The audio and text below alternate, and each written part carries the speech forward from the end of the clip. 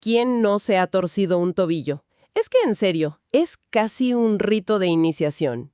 Totalmente. Bajas mal de la banqueta, un tropezón tonto en la casa, o claro, en el partido del fin de semana, y de repente, ¡crack! Uf, sí. Y sientes ese dolor agudo y lo primero que piensas, lo que nos han dicho por décadas es, hielo. Rápido, ponle hielo. Era como la respuesta automática. Era el dogma absoluto. No había ni qué preguntarlo. Hielo y reposo. Pues justo de eso vamos a hablar hoy. Vamos a desenterrar esa idea y ver por qué la ciencia moderna la ha puesto, digamos, en el congelador. Buena esa. Hoy haremos un análisis a fondo de la increíble evolución de los protocolos para tratar lesiones agudas, como los esguinces. La misión es entender no solo qué hacer ahora, sino el porqué científico detrás. Haremos un viaje desde el famoso RISE hasta uno que suena mucho más amigable, Peace and Love. Y fíjate que es un viaje súper importante, porque estamos hablando de una de las lesiones más comunes del planeta. ¿Qué tan comunes? Mira, las fuentes que analizamos son muy claras. En países occidentales hay casi un esguince diario por cada 10.000 personas. Y para que se entienda mejor, un estudio en un hospital de Perú mostró que los esguinces son casi el 8% de todas las atenciones en traumatología. Órale, es muchísimo. Sí, pero el verdadero problema, y aquí es donde empieza todo, es que un mal manejo inicial puede convertir un accidente tonto en un dolor de cabeza crónico. A ver, ¿crónico cómo? ¿Que te siga doliendo de vez en cuando o algo más?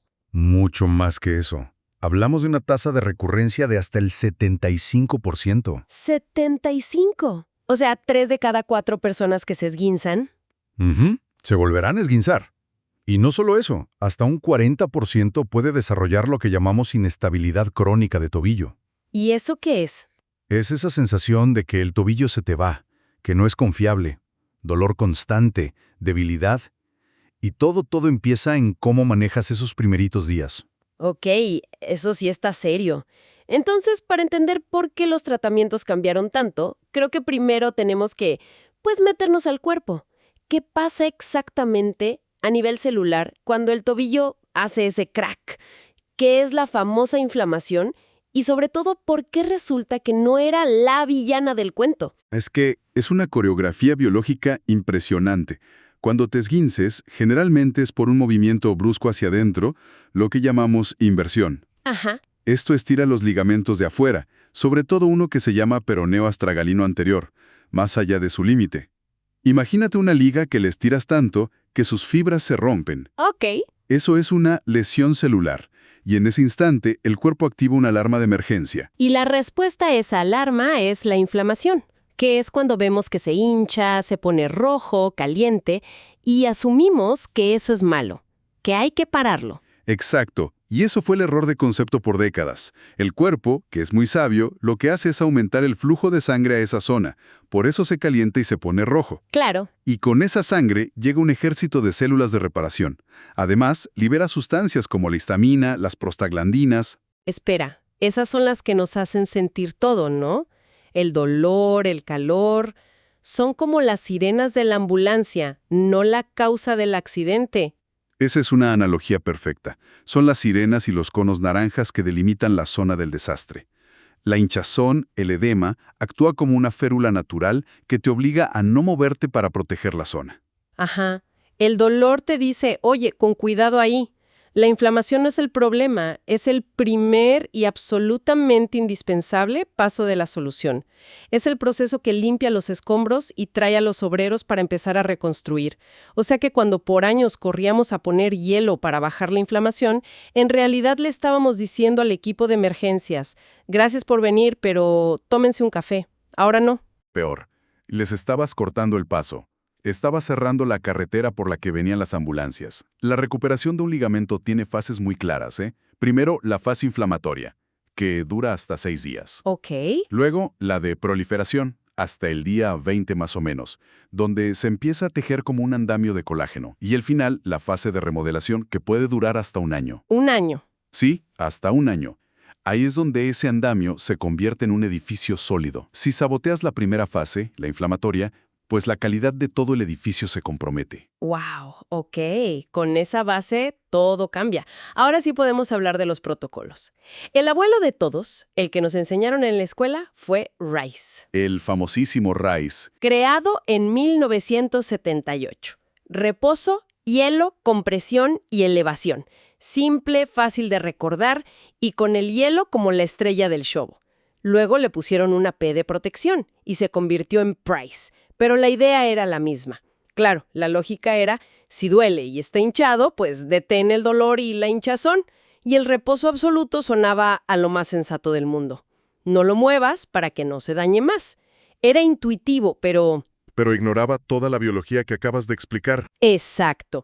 El verdadero cambio de paradigma no llegó sino hasta 2012, con un nuevo acrónimo, POLIS. A ver, protección, compresión y elevación se quedaron. El hielo veo que seguía ahí. ¿Cuál fue el gran cambio? Cambiaron reposo por OL. ¿Qué es OL? OL significa Optimal Loading, carga óptima. Y aunque parece un cambio de una sola letra, fue una revolución conceptual. Pasamos de decirle al cuerpo, no te muevas, a decirle, muévete pero con inteligencia. Carga óptima. Suena bien, pero también suena súper ambiguo. ¿Cómo sabe una persona con un dolor terrible qué es óptimo y qué es demasiado? Esa es la pregunta clave. Y por eso la guía de un profesional es importante, claro. Pero el principio es este. La inmovilización total es dañina. Dañina. Sí, causa atrofia muscular, rigidez y el tejido nuevo que se forma es débil y desorganizado, como una telaraña en lugar de una cuerda. La carga óptima significa empezar a mover y a ponerle peso de forma gradual, siempre guiado por el dolor. Ah, el dolor es la guía, exacto. Si algo duele, paras. Si no, avanzas. Este movimiento controlado es un estímulo mecánico que le dice a las nuevas fibras, oigan, alínense en esta dirección. Es como peinarlas. En Police, el hielo se mantenía así, pero ya se veía más como un analgésico, para calmar el dolor agudo, no como la terapia principal. Entiendo, el movimiento es información para el cuerpo, pero el gran villano, el hielo, seguía ahí. Y entonces llegamos a 2019. Y aquí el cambio es radical. Aquí es donde la cosa se pone buena. Hablo de un protocolo con un nombre muy zen. Peace and Love. Es aquí donde por fin le decimos adiós al hielo. Aquí es donde no solo le decimos adiós, sino que entendemos por qué nunca debió haber sido el invitado principal. Fue propuesto por dos fisios canadienses, Blaise Dubois y Jean-François Culier. Y aquí viene la vuelta de tuerca más increíble de la historia. A ver, suéltala. El propio doctor Gabe Mirkin, el creador de Rice, Se retractó públicamente. Admitió años después que su protocolo estaba equivocado y que la evidencia actual muestra que el hielo de hecho puede retrasar la curación. No puede ser. Neta, el mismo creador de Rice dijo que estaba mal. Eso es como si el inventor de la Coca-Cola saliera a decir que el agua es mejor. ¡Qué honestidad científica! Totalmente. Y la ciencia detrás es sólida. La crioterapia, el frío, provoca una vasoconstricción. O sea, cierra los vasos sanguíneos. Cierra la carretera. Exacto. Esto no solo retrasa la llegada de las células reparadoras, los macrófagos que limpian, sino que el frío mismo puede alterar cómo funcionan. Es como si el equipo de limpieza llegara tarde y con las herramientas congeladas. Y al final el trabajo queda mal hecho. El resultado final puede ser un tejido de peor calidad, una cicatriz más débil, más propensa a romperse otra vez. O sea que hielo te da una falsa sensación de que todo va bien porque te adormece el dolor, pero por dentro estás saboteando la reconstrucción a largo plazo. Precisamente. Y no es solo el hielo, ¿eh?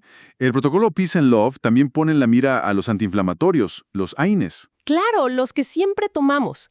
La A en Peace significa Avoid Anti-Inflammatories, evitar los antiinflamatorios. Por la misma razón, inhiben el proceso de inflamación que, como ya vimos, es crucial. El objetivo ya no es eliminar la inflamación, es gestionarla. Gestión, no eliminación. Me gusta. Hablemos de esa gestión inteligente. Peace and Love se divide en dos. Peace es para el manejo inmediato, los primeros días. Desglosémoslo. Empecemos con la P. P de protección. Similar a Polis.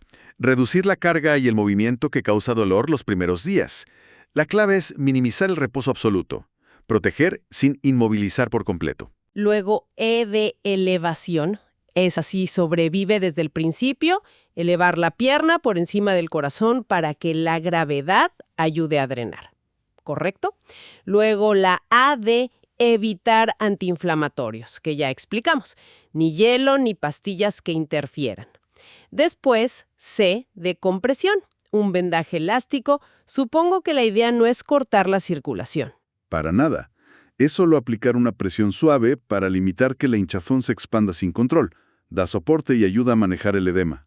Y la última letra de PIS es otra E, y esta me parece la más importante de todas. Educación. Es, sin duda, la que tiene el impacto más duradero. Es la responsabilidad del profesional de la salud de educar a la persona. ¿Explicarle qué le pasó, no? Sí, explicarle por qué la inflamación es buena, qué puede esperar en tiempos de recuperación y, sobre todo, darle el poder de participar activamente en su proceso. Se acabó lo de ser un paciente pasivo. Exacto. Ahora la persona es la protagonista de su rehabilitación. Me encanta. Es un cambio total de mentalidad, pero esto es solo para los primeros días. Una vez que pasa esa fase aguda, el tejido necesita love. Aquí es donde se pone interesante, ¿no? Aquí es donde se gana la batalla contra la inestabilidad crónica. Love es para el manejo posterior. Empezamos con L de love, carga. ¿Otra vez la carga óptima? Sí, pero aquí con más énfasis. Reanudar actividades normales y ejercicio tan pronto como los síntomas lo permitan. La carga progresiva es el lenguaje que los tejidos entienden para volverse más fuertes. Es un proceso que se llama mecanotransducción. Las células convierten el movimiento en una señal química para reconstruir y fortalecer. Luego viene O de optimismo.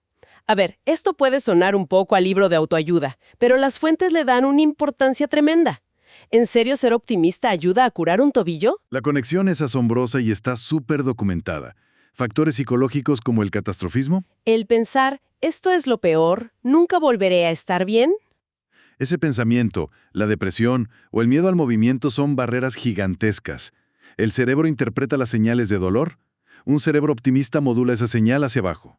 Las expectativas positivas están directamente asociadas con mejores resultados. No es magia, es neurociencia. Increíble. La siguiente es V de vascularización. Esto es clave. Unos días después de la lesión, hay que empezar a hacer cardio que no genere dolor en el tobillo. Nadar, bici. Exacto. Nadar, una bici estática, caminar si se puede. El objetivo es bombear sangre por todo el cuerpo. Ese aumento del flujo sanguíneo general asegura que lleguen más oxígeno y nutrientes al tejido dañado. Acelera el metabolismo y la cicatrización. Y cerramos con broche de oro. E de ejercicio. Este es el corazón del tratamiento a largo plazo. Y no hablamos solo de mover el tobillo en círculos, ¿eh? La evidencia es abrumadora. Se necesitan ejercicios específicos para restaurar la movilidad, la fuerza y, algo crucial, la propiocepción. Propiocepción. Esa habilidad del cuerpo para saber dónde están sus partes sin tener que verlas, ¿cierto? Como cerrar los ojos y tocarte la nariz. Exactamente. En un esguince, esos sensores que le dicen al cerebro la posición del tobillo se dañan. Por eso la gente siente el tobillo inestable o tonto. Ah, Los ejercicios de equilibrio y coordinación reentrenan esos sensores. Un buen programa de ejercicios es la única intervención que ha demostrado consistentemente reducir el riesgo de un nuevo esguince. ¡Qué viaje de verdad! Entonces, para resumir, hemos pasado de un paradigma de quédate quieto y enfriarlo a uno mucho más activo de protégelo, muévelo con inteligencia y sé optimista. La gran lección es que la inflamación es nuestra aliada. El reposo absoluto es perjudicial. La próxima vez que alguien se enfrente a una lesión así, tiene una guía basada en ciencia, lejos de los mitos. Y esto nos deja con una reflexión final. Creo yo, este cambio radical de un enfoque pasivo como RISE a uno activo y biopsicosocial como Peace and Love no es un caso aislado para los esguinces. ¿A qué te refieres? Refleja una tendencia mucho más grande en la medicina moderna, la de tratar a la persona que tiene la lesión, no solo la lesión que tiene la persona, tomando en cuenta sus miedos, sus creencias, su rol activo. Y esto nos invita a preguntarnos, ¿qué otras prácticas médicas que damos por sentadas porque siempre se han hecho así, podrían estar basadas más en la tradición que en la evidencia científica más reciente. Es una pregunta que vale la pena tener en mente.